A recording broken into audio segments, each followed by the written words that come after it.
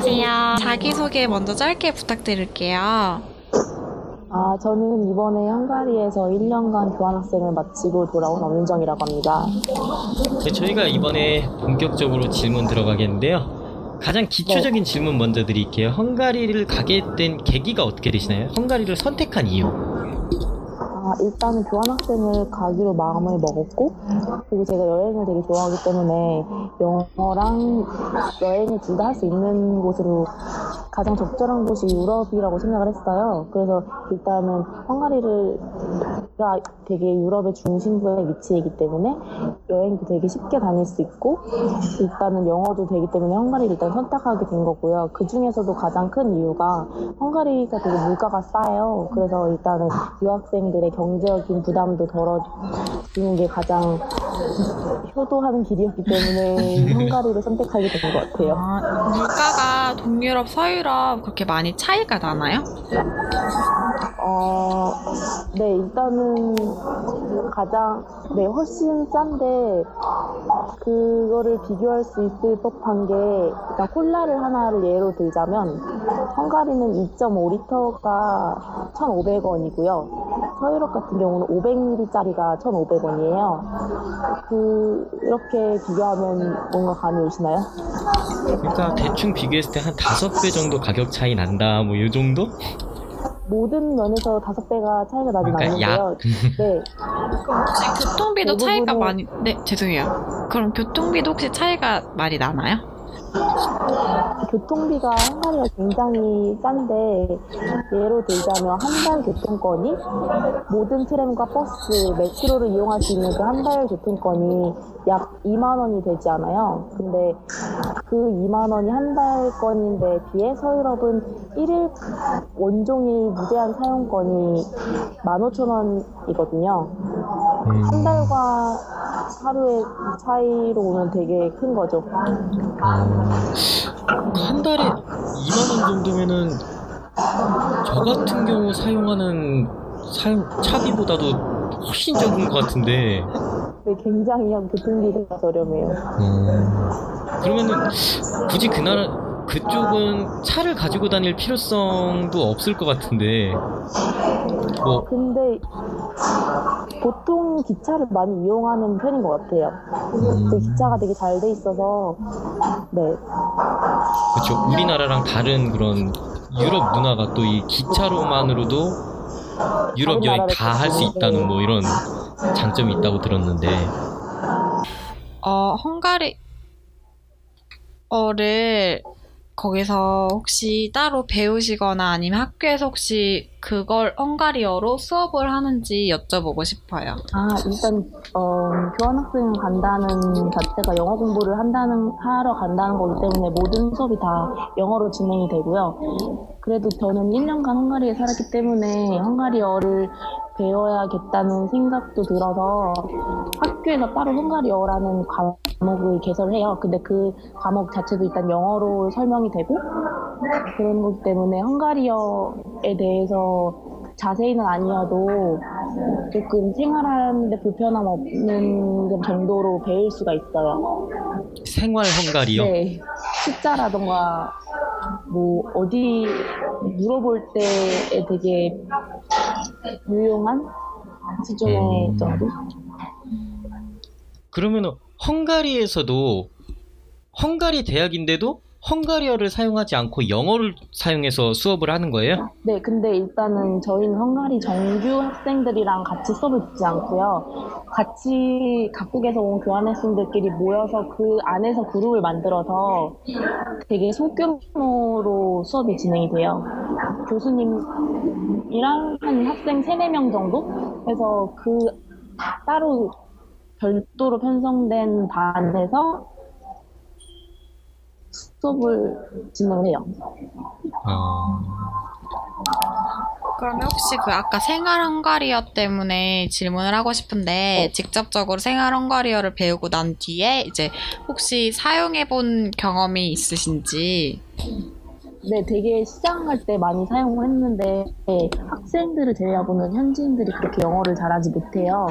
그래서 간단한 그런 숫자 같은 경우도 영어를 잘 못 알아듣는 경우가 많은데 시장 같은 데 가서 물건을 살 때 개수를 말하잖아요. 그때 헝가리어로 사용을 한 적이 되게 많아요. 아, 그럼 혹시 시장이나 이런 거 물건 살 때 혹시 에피소드 재밌는 거 혹시 없으세요?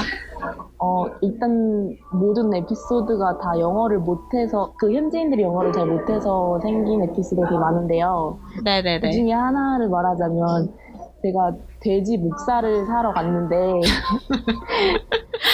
그 헝가리어로 뒤에 써 있었는데 그거를 발음해도 알아듣지를 못하시는 거예요. 그래서 제가 되게 바디 랭귀지로 뭐 돼지 흉내를 내면서 그랬던 경우가 있었어요. 아, 참 굉장히 재밌는 에피소드였어요. 이쯤에서 진짜 돼지 흉내 한번 부탁드리고 싶지만 여성분이니까 저희가 그것까지는 되게 무리일 것 같고 그냥 재미난 에피소드로 넘어가도록 하겠습니다. 그 학교 생활 하시면서 그 물가가 싸다 그랬으니까 특별히 그거에 대한 걱정은 없으셨겠지만 네. 그래도 배낭여행 하신 거니까 아르바이트나 용돈만 받아서 생활하실 거 아니잖아요. 근데 저는 학생 비자를 받아서 가서 아르바이트는 금지가 돼 있어요. 따로 아르바이트를 할 수가 없었어요. 그러니까 주변 분들이나 이렇게 뭐 하시는 분들이 있었나요? 주변에도 다 학생분들이셔서 그런 경우는 없었던 것 같아요.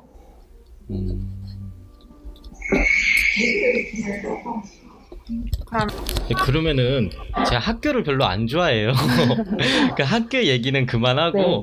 그 헝가리라는 나라 자체 저 개인적으로 제가 헝가리라는 나라에 대해서 조사를 좀 해보려고 했는데 부다페스트 뭐 유럽 속의 보물상자라면서 그냥 예술 쪽이 많이 발달한 나라다.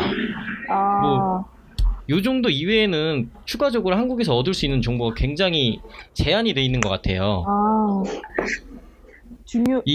유명한 거를 말씀하시는 거죠? 그쵸. 제가 생각하기에 부다페스트가 유명한 거는 일단은 세 가지 정도로 추릴 수가 있는데 제일 큰 부분이 야경이라고 생각을 하거든요. 그쵸, 야경. 네, 한국인들이 유럽 여행을 갈 때 야경하면 말하는 게 부다페스트라고 생각하는데 야경이랑 그다음 온천이 되게 유명해요. 그래서 되게 유명한 온천이 한 4-5군데 정도 있는데 진짜 가면 막 호텔 안에 있는 온천이라서 되게 화려하고요. 그래서 관광객들도 되게 많이 찾는 편이에요.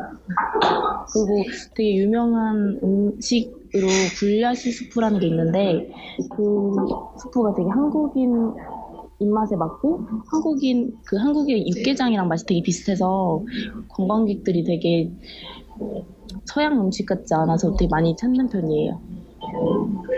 저도 많이 먹었고.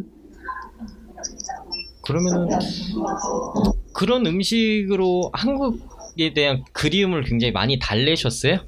좀 맛이 비슷하다고 하시니까. 근데 그게 조금 단편이어서 그렇게 막 엄청 한국 음식 먹고 싶을 때 그거를 먹는 건 아니었고요. 한인마켓이 되게 한계가 있긴 한데 그렇게 가기 힘든 편이 아니어서 거기서 자주 사 먹었던 것 같아요.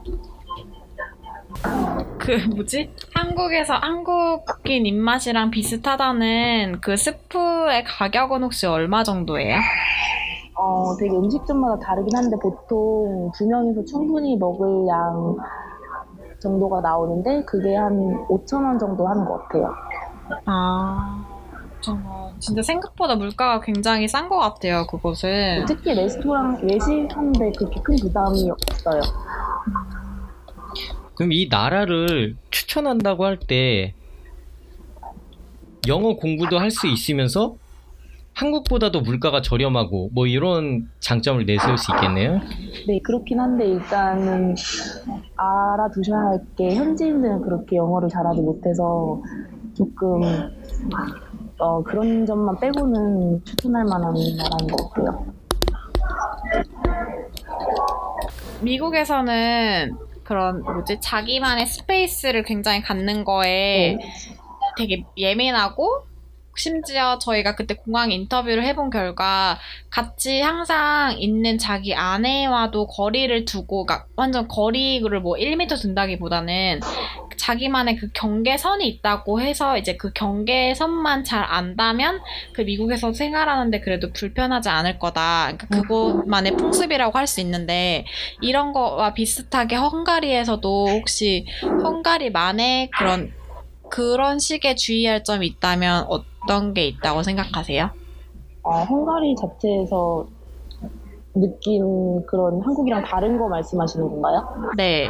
그러니까 뭐 거기를 갔을 때 그래도 현지인들은 이런 걸 싫어하더라. 그래서 이런 걸 주의했으면 더 좋았을 것 같다. 이런 질문. 일단 제가 제일 다르다고 느꼈던 게 지하철이나 그런 버스 같은 데에 아이들이 타는데 한국 같은 경우는 그냥 아이들이 귀여우면 이렇게 만지기도 하고 그러잖아요. 근데 그런 헝가리에서는 되게 쳐다보기만 해도 제가 면박을 들은 적도 있고요. 아니면 그런 경우도 있었고 강아지를 함부로 만지거나 그런 거가 되게 조심스럽고 한국이랑 그런 게 좀 다른 것 같아요. 정말 자기 개인 것은 철저히 지키는 사람들인 거네요. 네. 그렇군요. 그럼 혹시 거기에서 이제 생활을 하시면서 날씨 같은 거는 어떠셨어요? 날씨는 되게 사계절이 뚜렷하다고 하면 뚜렷한데 일단 여름은 되게 덥고요. 근데 거기가 일단은 한국보다 너무 건조해서 여름 자체도 그늘에만 들어가면 시원한 그런 독특한 기후예요. 그래서 일단 해 있는 곳에 돌아다니면 물 없이는 걸을 수가 없을 정도로 숨막히는 그런 여름이 있고요. 겨울에는 되게 날씨가 우울해서 해를 거의 보지 못해요. 그리고 한국보다 해가 되게 빨리 져서 한 3시 정도면 어두워져요? 네. 그리고 동유럽 같은 경우 유럽 자체가 그렇죠. 우리나라 같은 경우에는 되게 국경 같은 경우가 되게 넘어가면은 어떻게 되는지 잘 아시잖아요. 네. 저희 나라는 국경을 넘으면 큰일 나는 나라예요. 근데 유럽 같은 경우에는 그렇게 국경의 개념이 좀 많이 상대적으로 약하다고 들었는데 저희가 직접 가서 본 게 아니기 때문에 네. 혹시 동유럽 뭐 인접 국가로 놀러 가 보시거나 하신 적 있으세요? 네. 갈게요. 동유럽 네. 국가뿐만 아니라 서유럽 모든 전체 유럽 국가에서 되게 국경에 크게 관여 안 하고 쉽게 여행할 수 있는데요. 일단 국경을 버스를 타고 주변 국가로 여행할 때 국경을 넘을 때 그 검사를 해야 여권 검사를 해요. 근데 그때 간단한 신분 검사랑 도장을 찍는 거 이외에는 따로 그렇게 큰 검사는 안 하고요. 그리고 일단은 모든 유럽 국가가 쉥겐 조약이라고 90일 이내에 무비자로 체류할 수 있는 그런 조약이 체결돼 있어서 3개월 안에만 여행을 마치고 돌아오면 아무런 문제가 없어요. 그러면 이제 이런 멋진 곳에서 1년을 생활을 하셨고 굉장히 좋은 기억에 많이 남으셨을 것 같은데 그러면 이제 이곳에 갈 수 있는 방법을 그러니까 이곳에 갈 수 있는 방법은 무조건 토플 이런 게 있겠지만 어떤 식으로 준비를 해야 교환학생을 갈 수 있는지 여쭤보고 싶어요. 일단 토플 점수도 중요한데 영어 회화가 더 중요한 것 같아요. 그래서 저는 토플 공부할 때도 영어 회화에 중점적으로 노력을 했고요. 그 예로 언어 교환이라고 외국인이랑 1대1로 만나서 영어를 배우는 그리고 그 사람은 제가 한국어를 가르치는 그런 시스템을 가기 전에 한 적이 있고요. 물론 토플도 학원을 다니면서 열심히 공부를 했죠. 그러면 토플이나 언어 교환 외에 윤정 씨가 생활하고 갔다 오신 결과 어떤 걸 더 추가하면 더 나은 교환학생이 될 수 있겠다라는 걸 어떤 게 있을까요? 일단 친화력을 키우는 게 제일 중요한 것 같은데요. 네. 일단은 각국에서 많은 다른 인종의 사람들이 오기 때문에 네. 되게 얼굴에 철판을 깔고 먼저 말을 걸 수 있는, 그것도 영어로 말을 걸어야 되잖아요. 네. 네, 그런 자신감이 필요한 것 같아요. 자신감. 그러면 혹시 소심한 사람들이라고 하기보다는 아무튼 약간 두려워하시는 분들을 위해서 그런 혹시 나만의 팁이 혹시 있으세요? 뭐. 일단은 모든 학교에서 주최하는 행사에 참여하는 게 좋고요. 네. 그리고 수업에서도 되게 수업 분위기가 되게 발표하고 자기의 주장을 네. 말하고 그런 분위기가 되게 강해요. 그래서 네. 다른 외국 애들은 자기 주장도 스스럼없이 펼치고 그러는데 한국인들은 그렇지 못한 경우가 되게 많거든요. 수업에서도 네네네. 더 이렇게 발표하려고 참여하고 그런 게 되게 중요한 것 같아요. 윤정 씨 같은 경우에는 지금 교환학생 가셨다가 돌아오신 지 얼마 안 되셨다고 들었어요. 네. 혹시 돌아오시고 나서 이 헝가리에 갔다 와가지고 기억이 좋아서 뭐 다른 나라로 한번 떠나보고 싶다, 뭐 이런 계획이나 생각이 조금 있으세요? 물론 생각은 있지만 지금 이제 저도 4학년이 끝난 상태라 아직은 그렇게 따로 계획은 없는 것 같아요. 취직을 준비해야 되는 상황이라서. 여행을 많이 하셨다고 했는데 만약에 윤정 씨한테 교환학생 기회가 한 번 더 주어진다면 혹시 어느 나라로 가고 싶으세요? 제가 저번 달에 스페인에 여행을 갔다 왔는데 네. 스페인이 제일 살기가 좋은 것 같아요. 왜냐하면 네. 일단은 그 주변 국가인 프랑스나 뭐 스위스 이쪽에 비해서 상대적으로 물가가 굉장히 저렴하고요. 그리고 네네네. 스페인 안에서도 헝가리는 일단은 부다페스트가 제일 유명한 관광지잖아요. 근데 네. 스페인 같은 경우는 그 안에서도 되게 갈 수 있는 도시들도 되게 많고요. 네. 먹을 것도 많고 볼거리도 네. 되게 많아서, 그리고 되게 사람들은 또 영어를 되게 잘하고요. 그래서 스페인, 다시 생각해보면 스페인으로 가고 싶어요. 다음에 게스트로 모셔가지고 스페인 생활도 한번 들어보고 싶어요. 저는 스페인 진짜 한번 가보고 싶거든요. 스페인어를 못해갖고 못 가고 있어요, 지금. 제가 저번 화에도 촬영 때 그랬는데 외국인들을 인터뷰해야 되는 상황이 왔는데 제가 할 줄 아는 외국말이 없어가지고 되게 곤란했던 적이 있거든요. 근데 그렇게 막 높은 수준의 어학을 요구하는 것 같진 않아요. 저도 되게 가기 전에도 되게 못했는데 어떻게 잘 살고 온 것 같아요.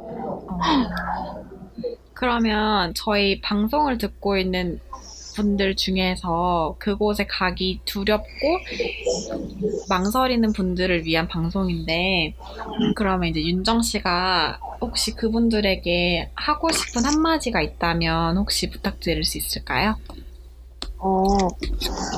일단은 저도 되게 가기 전에 듣고도 망설이게 됐는데, 일단 거기도 다 사람 사는 곳이기 때문에 편하게 생각하고 그냥 다녀오시는 게 되게 중요한 것 같아요. 네. 그래서 별로 가서도 큰 어떤 어려움이 있어도 그냥 어떻게 잘 해결이 되는 것 같아요. 다시 할까? 그냥 부딪혀 보면 된다고. 다시 할게. 네. 저희 방송이 그런 그곳에 가기 두렵거나 망설여지는 분들을 위한 방송인데, 윤정 씨가 다녀오고 다시. 저희 방송은 그곳에 가기 두려워하거나 망설이시는 분들을 위한 방송이에요. 네, 윤정 씨는 되게 저희가 이제까지 해온 인터뷰이들과 달리 정말 한국에서 준비하시다가 1년 갔다가 오신 분이잖아요. 그래서 정말 이 방송을 듣고 계시는 분들한테 많은 공감이 될 것 같은데 혹시 그분들을 위한 한마디가 있다면 어떤 게 있을까요? 저도 교환학생을 심지어 붙고 나서도 되게 가기가 망설여졌는데 막상 가니까 거기도 다 사람 사는 곳인 것 같아요. 그래서 그냥 부딪히면 다 된다고 생각해요.